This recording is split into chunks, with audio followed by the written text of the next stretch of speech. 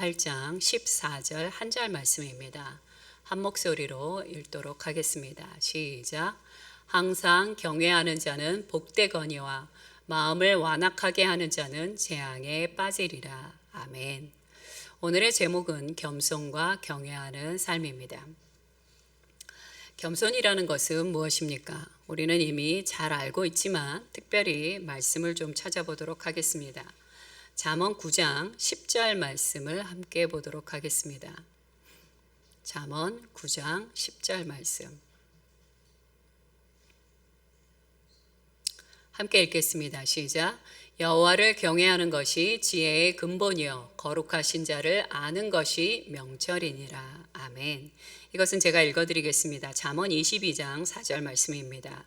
겸손과 여호와를 경외함의 보상은 재물과 영광과 생명이니라.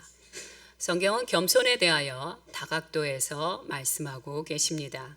겸손한 자에게 어떤 영화로움이, 어떤 영광이, 어떤 축복이 임하는지도 자세하게 기록하고 있습니다.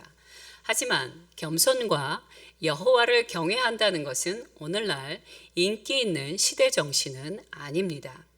오히려 자부심과 자기 자신을 드러내는 것이야말로 현대의 시대 정신이라고 말할 수 있을 것입니다. 예를 들어서 네이버 다음 뭐든지 좋습니다.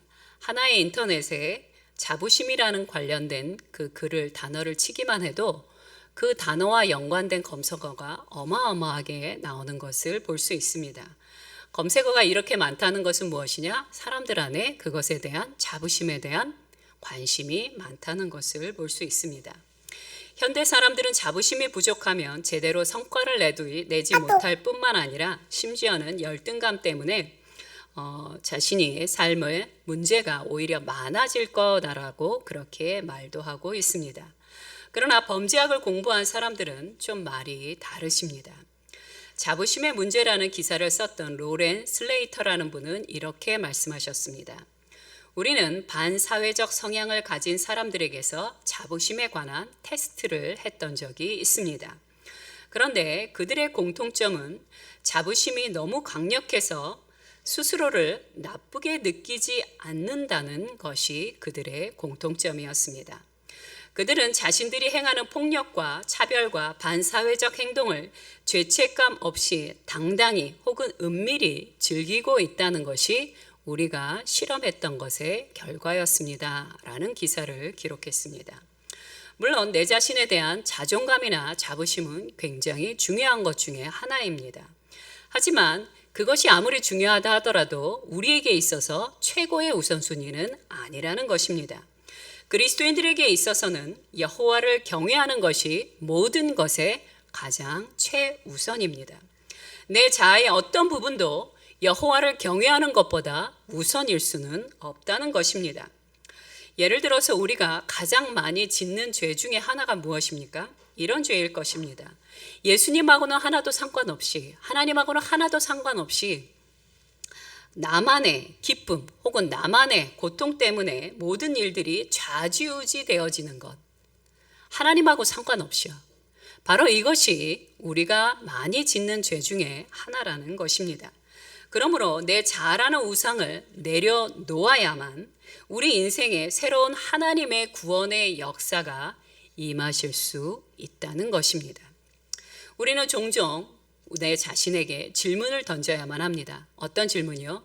나는 지금 하나님을 경외하고 있는가? 내 욕망과 자기 연민과 과장되어 있는 감정에 집착하고 있지는 않은지. 저는 지금도 가끔 제 감정에 속을 때가 있습니다. 속고 난 다음에 깨닫습니다. 내가 또 내 감정에 속았구나라고. 이렇게 감정에 한번 푹 빠지면 거기에서 헤어나오지를 못할 때가 있습니다. 그것만이 아닙니다. 이기적이고 계산적인 욕심에 사로잡혀 있지는 않은지 나는 내 자신에게 질문을 던져봐야 한다는 것입니다.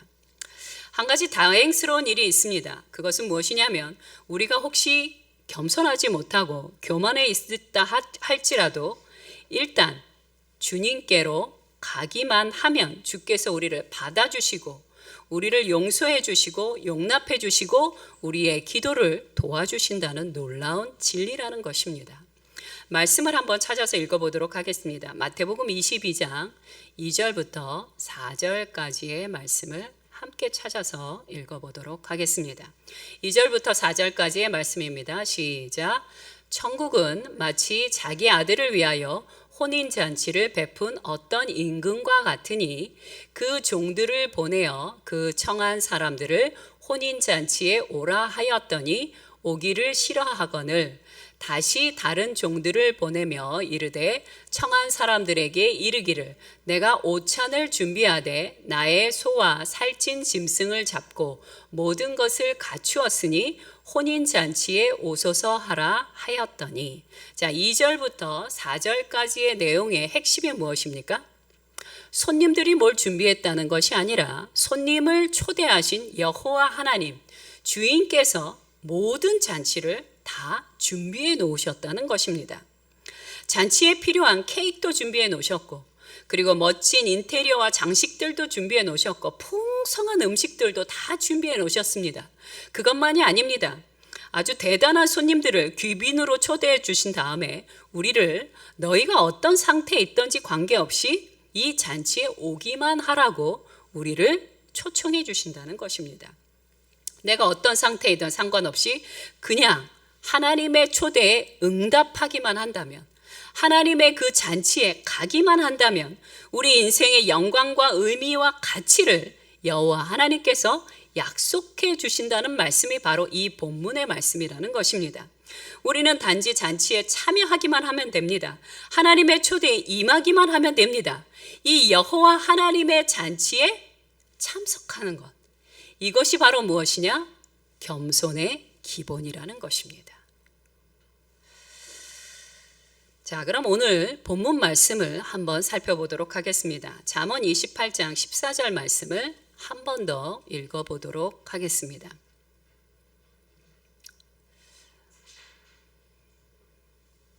시작. 항상 경외하는 자는 복되거니와 마음을 완악하게 하는 자는 재앙에 빠지리라. 자, 여기서 경외하는 것의 반대로 나온 것이 무엇이냐? 바로 마음을 완악하게 하는 자다라고 그렇게 말씀하고 계십니다. 완악한 마음은 무엇입니까? 제가 사전을 찾아봤더니 성질이 억세게 고집스럽고 사납고 단단한 마음이다라고 그렇게 나옵니다. 여기서 여호와를 항상 경외하는 자는 복되거니와, 여기서 복되다는 의미는 복이 있다라는 이런 의미도 있지만 또 다른 의미가 있습니다. 항상 경외하는 자는 축하할 만하다라는 그런 원어의 의미도 있다는 것입니다.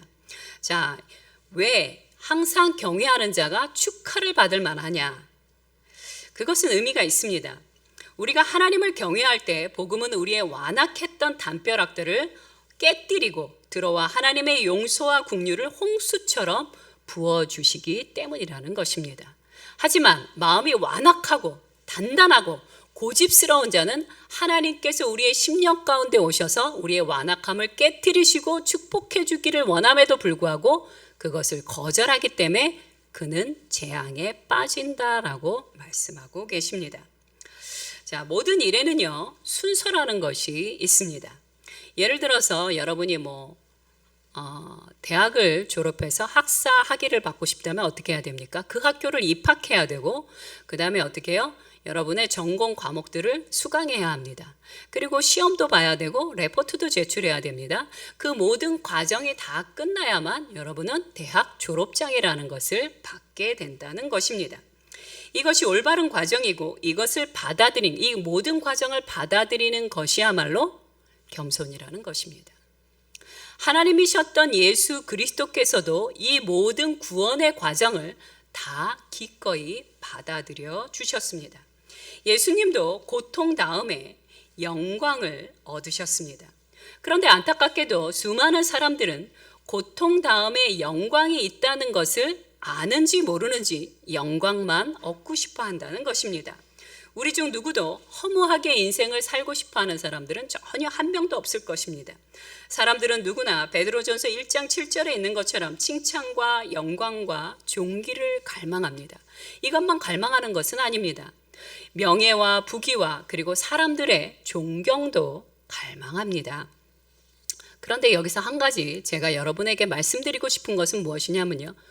우리를 창조하신, 우리를 사랑하시는, 우리를 하나님의 그 잔치에 초대하시는 하나님께서도 우리를 지금보다는 더 영광스럽게 만들기를 원하신다는 것입니다. 로마서 8장 30절 말씀을 함께 읽어보기를 원합니다. 로마서 8장 30절 말씀입니다. 시작. 또 미리 정하신 그들을 또한 부르시고 부르신 그들을 또한 의롭다 하시고 의롭다 하신 그들을 또한 영화롭게 하셨느니라. 아멘. 이것이 바로 하나님께서 우리를 향하신 뜻이라는 것이에요. 많은 그리스도인들이 오해하고 있는 것은 무엇이냐면 이 땅에 살면서는 그냥 우리가 영화롭거나 영광스럽다거나 뭔가 잘 되는 것하고는 하등의 관계가 없다라고 생각하는 분들이 종종 계신다는 것입니다. 하지만 하나님의 계획은 아닙니다. 그것이 아니라 우리가 우리 마음 깊은 곳에서 하나님께서 주신 본능 안에서 더 잘 되기를 원하고 더 영광스럽기를 원하는 것처럼 하나님도 우리 여기 계신 한 분 한 분을 그냥 평범한 인생을 사는 것만이 아니라 영광스럽게 영화롭게 하기를 아버지께서 간절히 원하신다는 것입니다. 아멘. 이것이 무엇입니까? 복음의 절정입니다. 우리가 뭔가가 되고 싶고 그리고 뭔가를 이루고 싶고 영광스럽게 되고 싶은 것은 우리의 욕심만이 아니라 우리의 욕망만이 아니라 하나님의 계획이며 하나님의 은혜라는 사실을 아멘으로 받아들이셔야만 합니다. 하나님은 우리를 눈부시도록 영광스럽게 만드셨고 또 만들어가고 있는 중이십니다. 그런 영광스러운 곳으로 우리를 다다르게 하는 방법을 오늘 말씀을 통하여 명확하게 이야기하고 계십니다. 그것이 무엇이냐면 잠언 29장 23절 말씀입니다. 제가 읽어드리겠습니다. 마음이 겸손하면 영예를 얻으리라. 잠언에는요, 우리가 겸손할 때 명예와 영예와 영광을 얻게 될 것에 대해서 아주 자주 말씀하고 계십니다. 겸손해야 존귀를 얻는 것이며 겸손해야 영예를 얻는 것입니다. 거짓말로 가득한 세상은 뭐라고 얘기합니까? 아니다. 겸손할 필요 없다. 너 자신을 의시대라. 교만한 사람들이 온 세상을 지배할 것이다 라고 그렇게 말하고 있지만 하나님은 성경을 통하여 전혀 다른 계획이 있음을 말씀하고 계십니다. 하나님의 계획은 어떤 계획이십니까? 잠언 28장 26절 말씀을 함께 보도록 하겠습니다. 잠언 28장 26절 말씀입니다. 시작. 자기의 마음을 믿는 자는 미련한 자요 지혜롭게 행하는 자는 구원을 얻을 자니라. 자, 잠언 16장 18절 말씀도 함께 보도록 하겠습니다. 잠언 16장 18절 말씀입니다. 시작. 교만은 패망의 선봉이요 거만한 마음은 넘어짐의 앞잡이니라. 세상은 오히려 너 자신을 드러내고 교만해야지 사람들이 너를 알아준다라고 이야기하지만 하나님은 아니라고 얘기하십니다. 오히려 교만한 것은 패망의 선봉이요 거만한 마음은 넘어짐의 앞잡이라고 그렇게 말씀하시는 것입니다. 여기서 패망은 무슨 뜻이냐면요, 뼈가 아주 산산조각이 나는 것처럼 부서지는 상태를 패망이라고 얘기하는 것입니다. 여러분, 내 인생의 뼈가 산산조각이 난다는 건 뭐예요? 그것은 아주 깊은 고통을 말하는 것입니다. 우리의 이기적인 꿈이 깨지고 교만한 자아상이 산산조각이 날 때 우리는 아픔을 느끼게 될 것입니다. 그러나 두려워하지 마시기 바랍니다. 바로 그 과정을 통하여 오히려 하나님께서 우리를 치료하시고 치유해 주신다는 것입니다. 잠언 14장 12절에는 이런 말씀이 있습니다. 어떤 길은 사람이 보기에 바르나 필경은 사망의 길이니라. 죄로 인해 타락한 우리는요, 우리 안에 우리의 뇌도 타락했다는 사실을 기억해야 합니다. 그래서 때로 우리의 뇌나 우리의 느낌은 우리를 위험한 곳으로 우리를 인도할 때가 있다는 것이에요. 이것이 정말 잘못된 것인데 이게 옳은 것처럼 내 머릿속에서 계속 확신이 든다는 것이에요. 이것이 위험하다는 것입니다. 어떤 사람 보기에는 바르나 그것이 필경은 사망의 길일 수 있음을 우리는 기억해야 합니다. 그러므로 우리는 나의 뜻을, 나의 뇌가 얘기하고 있는 것을 따르는 것보다, 나의 직관력을 따르는 것보다 성경이 뭐라고 이야기하고 있는지를 겸손함으로 따라가야 합니다. 근데 이것이 정말 힘들어요. 내 감정도 내 뜻도 이미 왼쪽이라고 얘기하고 있는데 성경에서는 그걸 아니라고 얘기하고 있거든요. 말씀 속에서는 그걸 아니라고 얘기하고 있거든요. 그것을 이겨보신 적이 있습니까? 전 아직도 그것을 이기기가 굉장히 힘든 사람입니다. 근데 그때 필요한 것이 무엇이냐? 내 자신을 꺾고 내 자신의 확신을 꺾고 주님의 말씀 앞에 겸손히 나가는 것. 이래서 바로 겸손이 신앙인에게 있어서 굉장히 중요한 것입니다. 자, 겸손은 어떻게 행동하는 것입니까? 잠언 15장 31절 말씀을 함께 읽도록 하겠습니다. 잠언 15장 31절 말씀입니다. 시작. 생명의 경계를 듣는 귀는 지혜로운 자 가운데 있느니라. 아멘. 겸손이라는 것은 무엇입니까? 책망과 교정을 기꺼이 받아들이는 태도가 겸손한 태도라는 것입니다. 교정받는 것을 좋아하는 사람이 있을까요? 없습니다. 저는 제가 약간 좀 어깨와 등이 구부정하다는 사실을 압니다. 그래서 저녁 때만 되면 어깨와 등이 참 많이 아파요. 그래서 제가 책상에 앉을 때마다 허리를 이렇게 좀 바른 자세로 앉으려고 노력하는데요.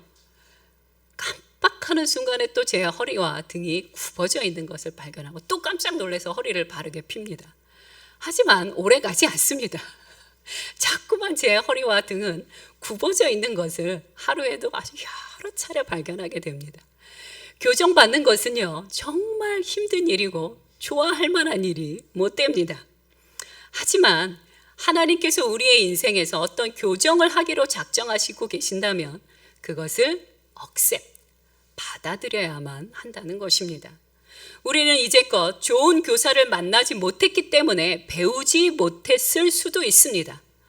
그러나 이렇게도 생각해 보셔야 합니다. 어쩌면 내가 너무 교만하고 어쩌면 내가 너무 완악하고 그래서 배우지 못했을 수도 있다는 것입니다. 하나님께서 말씀을 통하여 좋은 교사를 통하여 좋은 설교자를 통하여 수백 번 수천 번 내게 말씀하셨음에도 불구하고 내가 귀를 딱 닫고 내가 마음을 딱 닫고 그 말씀에 대하여 아버지 앞에 순종함으로 나가지 못했기 때문에 나는 늘 똑같은 문제에 계속해서 넘어지고 있을 수도 있다는 것입니다. 겸손함으로 충고를 받아들이고 그리고 교정하기로 작정하고 그리고 하나님이 허락하신 공동체로 들어가는 것이 바로 또 다른 겸손의 기본인 것입니다. 자, 마지막입니다. 잠언 28장 13절 말씀을 함께 읽도록 하겠습니다. 겸손은 어떻게 행하는 것이냐? 두 번째, 잠언 28장 13절 말씀입니다. 시작. 자기의 죄를 숨기는 자는 형통하지 못하나 죄를 자복하고 버리는 자는 불쌍히 여김을 받으리라. 겸손의 두 번째 태도는 행동은 무엇이냐? 바로 나의 죄를 자복하고 아버지 앞에 정결케 됨으로 다시 하나님의 뜻 가운데 살아가는 것입니다. 겸손은 죄를 자복하고 죄에서 떠나는 것입니다. 죄를 고백하는 일은 어떤 일과 같습니까? 어둠에서 빛으로 걸어가는 것과 같다라는 것을 알고 계실 것입니다. 하나님은 회개하고 죄에서 떠나는 이들을 부드럽고 안전하게 감싸 주십니다. 조나단 에드워드는 책에서 이런 말씀을 하신 적이 있습니다. 영적으로 교만한 사람들일수록 타인의 죄를 신랄하게 혹은 경멸의 비웃음으로 가득 채워 말하는 경향이 있습니다. 그러나 진실하고 겸손한 그리스도인들은 똑같은 문제에서 오히려 침묵을 지키거나 슬픔과 동정심으로 말을 합니다. 우주의 왕이신 예수님은 우리와 같이 교만한 죄인들도 사랑해 주셨습니다. 은혜라는 명목으로 자신의 영광을 우리에게 나누어 주셨고 그리고 더 나누어 주기를 지금도 간절히 원하고 계십니다. 우리가 해야 할 일은 무엇입니까? 어리석고 교만한 내 자아 대신에 예수 그리스도를 매 순간마다 붙잡는 것입니다. 겸손 너머에는 하나님이 예비해 두신 영광과 영화로움이 있습니다. 십자가 뒤에 부활이 있고 고난 뒤에 면류관이 있듯 겸손 너머에는 우리가 상상조차도 할 수 없는 우리를 위해 계획해 두신 하나님의 영화가 있음을 기대하시기 바랍니다. 그러니 오늘도 겸손과 경외하는 삶을 따라 당당히 걸어가시는 저와 여러분 되기를 간절히 소망합니다. 함께 기도하겠습니다. 오늘 기도해야 할 첫 번째는 이것입니다. 주님이 우리를 위하여 준비해 놓으신 그 영광스러운 잔치에 참석하시기 바랍니다. 그것은 우리를 위하여 예비해 두신 말씀일 수도 있고요. 축복의 약속의 말씀일 수도 있고요. 또 다른 삶의 미래의 어떤 일일 수도 있습니다. 하나님, 제가 오늘 겸손함으로 주님의 초대에 응하겠나이다. 순종하겠나이다. 주님께 나의 모든 인생을 올려드리겠사오니 인도하여 주시옵소서. 주님 명백하게 알아듣게 하여 주시옵소서. 제가 순종하겠나이다. 헌신하는 기도를 드리시기 바랍니다. 함께 기도하겠습니다.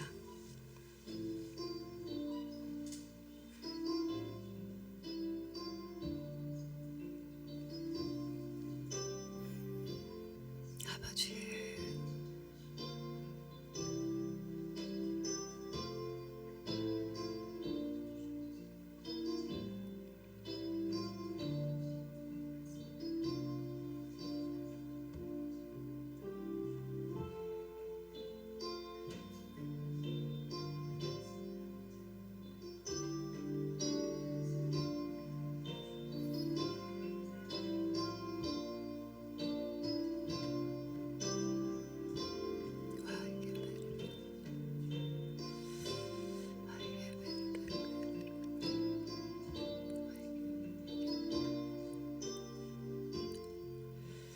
두 번째 기도하실 것은 이것입니다. 하나님, 내 삶의 어느 영역은 분명히 하나님께 열려져 있지만 또 다른 어떤 영역은 여전히 높은 담처럼 가로막혀 있는 것을 알고 있습니다. 그것이 무엇인지 깨달아 알게 하여 주시옵시고 하나님의 그 넘치는 용서와 긍휼과 그 축복이 그 담을 부수고 나의 숨겨져 있던 영역까지 들어오기를 소망합니다. 주님, 제 인생의 모든 구석구석마다 하나님의 용서하심과 하나님의 은총으로 가득 넘치게 해달라고 이 시간 간절히 기도드리시기 바랍니다. 함께 기도하겠습니다. 하나님 아버지, 주님께 기도드립니다. 주님, 여전히 두려움 때문에, 주님 강팍함 때문에 아버지께 열려드리지 못한 영역이 있다면 주님, 이 시간 제 마음을 주님께 온전히 올려드리오니 제 인생의 모든 구석구석마다 찾아오셔서 하나님의 용서하심과 하나님의 그 정결하심과 하나님의 그 놀라운 축복하심이 하나님 한 군데도 빠짐없이 은총 가운데 역사되게 하여 주시옵소서. 아버지, 우리 열방교회 모든 각 성도님들의 가정과 한 분 한 분 가운데 주님 이 시간에 성령으로 역사하여 주시옵소서. 능력으로 역사하여 주시옵소서. 하나님의 살아계심을 경험하는 이 저녁이 되게 하여 주시옵소서. 아버지, 사랑하는 주님, 오늘은 겸손에 대한 말씀을 들었습니다.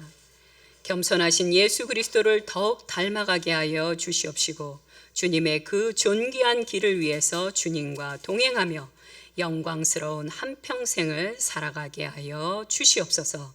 감사드리며 예수 그리스도의 이름으로 기도드렸나이다. 아멘.